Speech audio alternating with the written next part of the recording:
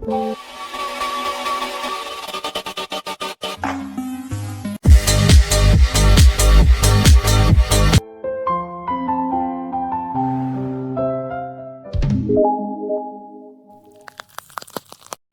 Sobat Recap, balik lagi sama Ray di sini. Selamat datang bagi pengunjung baru. Bagaimana kabar Sobat Recap semua? Semoga sehat dan tetap semangat di segala kondisi. Pada kesempatan kali ini kita akan bahas kasus sengketa perusahaan anggur yang melibatkan Kogoro Mori untuk promosi iklan. Uniknya kasus ini terdapat trik waktu dan alibi. Sebelum kita masuk ke alur ceritanya, support kami dengan cara subscribe channel ini yang pastinya gratis. Hanya perlu tekan tombol merahnya saja. Like juga bila suka video ini dan tinggalkan jejak kalian di kolom komentar supaya channel ini semakin berkembang. Share juga ke teman-teman Sobat Recap semua ya. Jangan lupa nyalakan bel notifikasinya agar tidak ketinggalan updatean video dari channel ini. Oke, kalau sudah semua, siapkan kopi, cemilan buat diri kalian sesantai mungkin karena cerita ini hiburan bermakna. Kita langsung aja ke TKB. Sinawal cerita Detektif Conan episode 388 sampai 389 dimulai di sebuah studio siaran televisi. Nampak Kogoro sedang beriklan promosi minuman anggur, wine, dan bir. Namun, para staf TV nampak kecewa dan marah di balik kamera alias di belakang layar. Kogoro pun merasa banyak sorot mata mengawasinya. Pada akhirnya, Kogoro teringat tujuan promosi iklan di siaran TV Kagoshima tersebut, yaitu untuk promosi minuman bernama Socho dari Kagoshima. Sehingga para staf pun gembira atas promosi Kogoro yang terkesan berakhir sesuai permintaan. Selesai siaran itu, salah seorang staf menunjukkan tempat produksi soju terenak yang lokasinya di Takakuma. Kogoro, Ran, dan Conan pun pergi ke sana sesuai arahan yang telah disiapkan oleh staf TV. Mereka naik kapal untuk pergi ke Takakuma. Sesampainya di sana, mereka disambut oleh Shiraishi dan istrinya yang bernama Fumiko. Mereka pun masuk ke rumah produksi dan dijamu. Kogoro mencicip soju Takakuma dan berpendapat minuman itu sangat enak. Shiraishi menjelaskan bahwa semua proses produksi soju itu dilakukan dengan manual buatan tangan. Tentu saja semuanya dalam kondisi steril dan kebersihannya terjaga. Produksinya terbatas karena tidak memakai mesin. Tapi bagi mereka itu keunikan tersendiri, membedakan dari produk-produk lainnya. Detik berikutnya datang seorang wanita berkacamata bernama Meizono. Dia datang untuk melakukan wawancara proses produksi pembuatan soju Takakuma atas permintaan Tatsumura. Mendengar nama Tatsumura, semua pegawai di situ berwajah sedikit marah. Conan yang memperhatikan juga beranggapan bahwa mereka seakan punya niat atau dendam terhadap Tatsumura. Nah, Shiraishi pun menolak wawancara itu dengan alasan proses produksi soju di Takakuma tidak bisa sembarang orang lihat atau memasukinya. Karena untuk menjaga kualitas produk, bila ada bakteri terbawa dari luar akan berpengaruh. Nampaknya Meizono mengerti alasan itu. Lalu muncul Tatsumura yang menyapa Meizono. Dia beralasan baru selesai cek kesehatan rutin. Mereka langsung ke inti pembicaraan. Tujuan wawancara ini untuk pergantian proses produksi menggunakan mesin, supaya jumlah produknya bisa banyak. Tentu saja rencana tersebut ditentang oleh para pegawai.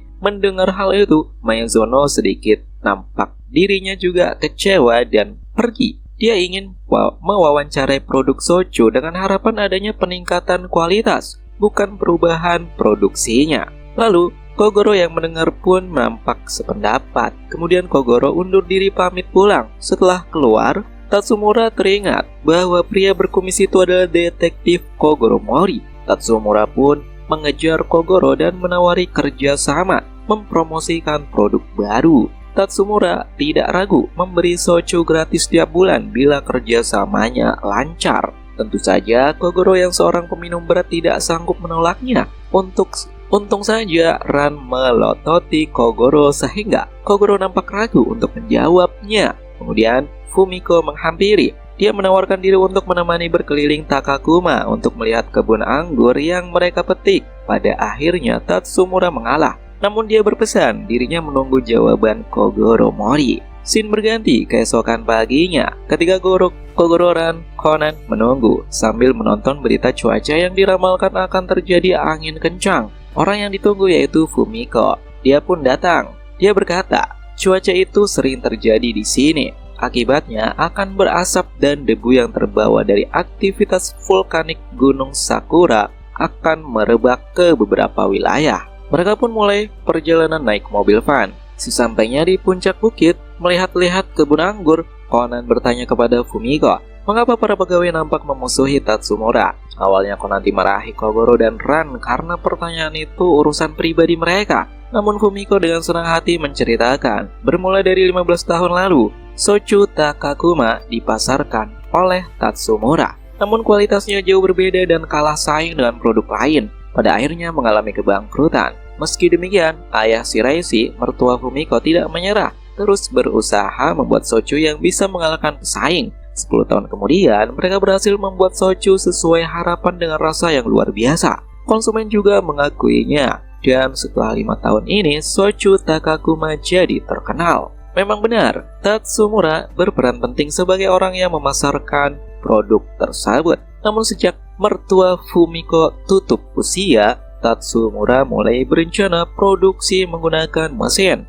Sedangkan Shiraishi mendapat pesan terakhir dari ayahnya untuk menjaga kualitas soju yang sudah dikembangkan. Oleh sebab itu, Fumiko memohon kepada Kogoro untuk menolak permintaan Tatsumura dan meminta tolong agar membujuknya menghentikan rencana perubahan produksi. Mendengar cerita tersebut, Kogoro nampaknya semakin yakin untuk menolak Tatsumura dan mendukung para pegawai. Ringkas cerita, sore hari pukul 6, mereka mendatangi rumah Tatsumura. Fumiko memencet bel beberapa kali, namun tiada respon. Ternyata rumahnya tidak terkunci. Fumiko pun masuk, dan beberapa saat Fumiko berteriak. Alhasil Kogoro, Conan, dan Ran ikut masuk. Ternyata ditemukan patung berlumur darah di lantai. Mobil Tatsumura juga tidak ada di parkiran. Polisi pun datang. Dilakukan investigasi. Dugaan sementara menurut Kogoro terjadi penculikan. Pelaku membawa Tatsumura dengan mobil. Hanya perlu menunggu si pelaku menelpon saja. Ternyata salah satu petugas polisi itu mengenal Fumiko yang ternyata pernah bekerja sebagai perawat di rumah sakit umum. Dan Fumiko berhenti setelah menikah. Meski sudah ditunggu, nyatanya setelah 2 hari baru ada kabar pemberitahuan dari polisi atas laporan pelaku yang memberitahu lokasi mobil dan korban di dalamnya terparkir di dekat sebuah taman. Usai dilakukan otopsi dan penyelidikan tim forensik, polisi menyimpulkan bahwa korban memang telah tewas 2 hari lalu, tepatnya setelah terkena pukulan patung hias, lebih tepatnya lagi malam harinya. Setelah patung hias itu dijadikan senjata. Namun pemeriksaan rumah menyatakan bahwa tidak ada barang berharga hilang ataupun bekas pengacakan. Semua jendela terkunci. Kunci rumah tersebut juga punya keamanan khusus. Maka disimpulkan bukan penculikan ataupun perampokan, melainkan korban membuka pintu rumahnya sendiri dari dalam. Dan yang bisa jadi pelaku adalah kenalannya yang datang, alias orang yang dikenal. Meski begitu, Conan memikirkan kenapa si pelaku repot-repot membawa korban dengan mobil dan memberi kabar setelah 2 hari. Itu kejanggalannya. Pada akhirnya, polisi beserta Kogoro dan Conan pergi ke rumah produksi Takakuma untuk investigasi lebih lanjut. Semua pegawai dikumpulkan termasuk Maizono yang sempat diundang untuk agenda wawancara. Para pegawai langsung membela diri karena di malam kejadian mereka jelas sedang bekerja di rumah produksi. Maka tidak mungkin punya waktu melakukan kejahatan tersebut. Sedangkan Maizono tidak punya alibi kuat karena saat kejadian dia berada di hotelnya sendirian. Kogoro sendiri tidak yakin karena siapapun masih bisa melakukannya, alias semua orang di lokasi itu tidak punya alibi yang kuat. Karena sudah sore, polisi pun pulang dan melanjutkan besok lagi untuk investigasi. Kogoro sendiri ditawari menginap oleh Shiraishi karena bila harus bolak-balik hanya akan membuang-buang biaya dan tentunya capek. Pada akhirnya Kogoro menerima tawaran Shiraishi. Di sini Ran berkata, Shiraishi itu tidak mungkin melakukan kejahatan dan tidak mungkin dia pelakunya. Karena untuk apa dia menawari menginap seorang detektif? Sedangkan Kogoro berkata, justru orang seperti dia patut dicurigai. Keesokan paginya, Conan dan Ran berkeliling rumah produksi bagian luar karena mereka tidak boleh masuk ke proses produksinya. Ini membuktikan bahwa para pegawai tidak akan punya waktu untuk menyelinap pergi. Sedangkan Fumiko menyiapkan sarapan. Di saat itu Kogoro muncul dengan wajah senang. Dia berkata, aku sudah memecahkan teka-tekinya. Tidak salah lagi, pelakunya adalah Maizono. Dia datang bertamu dan memukul korban dengan patung hias. Lalu korban dibawa ke taman menggunakan mobil dan meninggalkannya di sana. Conan pun berkata, mana mungkin Maizono yang badannya kecil bisa mengangkat Tatsumura? Kogoro pun menyuruh Conan untuk memata-matai Maizono. Kogoro berasumsi bahwa Maizono itu wanita berotot yang rajin latihan di gym.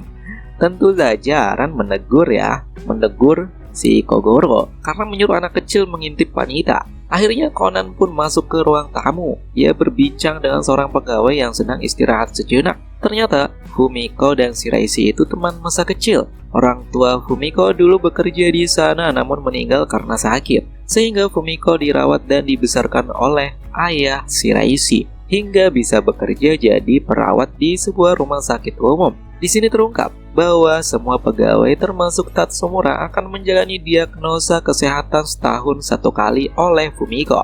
Conan pun melihat ke jendela dan teringat Gunung Sakura. Lalu Conan menelpon polisi dengan suara Kogoro meminta pengecekan ulang pakaian milik Tatsumura dan ternyata hasilnya sesuai dugaan Conan. Tidak ditemukan debu atau abu vulkanik. Ringkas cerita, semua orang berkumpul di rumah produksi. Kogoro memulai deduksinya. Tentu saja Kogoro dibius Conan. Kasus kali ini terdapat trik alibi yang akan membingungkan polisi, seakan menghilangkan bukti. Pelakunya adalah Fumiko. Bermula dari janji bertemu dengan korban di taman saat pagi hari. Di saat itu, Fumiko membius korban dan mengambil darah korban dengan jarum suntik. Kemudian Fumiko pergi ke rumah Tatsumura untuk mengunci semua jendela dan menutup pintu dengan tanpa dikunci. Lalu menemui Kogoro, Ran, dan Conan untuk memandu perjalanan. Sehingga Fumiko punya alibi. Setelah bercerita tujuan sebenarnya agar Kogoro membujuk Tatsumura, mereka pun pergi ke rumah Tatsumura. Awalnya Fumiko yang masuk. Sebenarnya Fumiko menyiapkan TKP seakan telah terjadi penculikan dengan mencecer darah Tatsumura dan meletakkan patung di lantai. Setelah investigasi polisi di rumah Tatsumura, Fumiko mengantar Kogoro, Ran, Conan ke hotel. Di saat itulah, sebelum pulang, Fumiko kembali ke taman untuk menyelesaikan triknya, yaitu membunuh Tatsumura dengan memukul kepalanya. Setelah 2 hari, Fumiko baru memberitahukan keberadaan korban. Tujuannya agar waktu kematian korban tidak diketahui secara pasti, hanya bisa menduga-duga. Sayangnya di baju korban tidak ada debu atau abu vulkanik. Padahal di hari kejadian seharusnya Tatsumura yang keluar akan membawa abu vulkanik di baju ataupun mobilnya meski sedikit. Pada akhirnya, Fumiko mengakui kejahatannya. Dia khawatir para pegawai akan terhasut bujuk rayu Tatsumura karena manusia bisa berubah seiring berjalan waktu.